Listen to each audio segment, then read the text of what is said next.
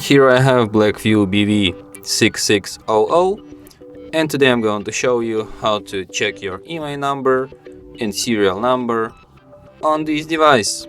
So the first method, you just open dial pad on your phone and enter the secret code, which is *#06#, and you can see your IMEI 1, IMEI 2, and also your serial number. And the second method for this operation, you just open settings, go to the about phone section, then go to the status information, and here you can see your IMEI 1, IMEI 2, and also your serial number. And that's it. Thanks for watching. If you find this tutorial useful, don't forget to hit that like button and subscribe to our channel.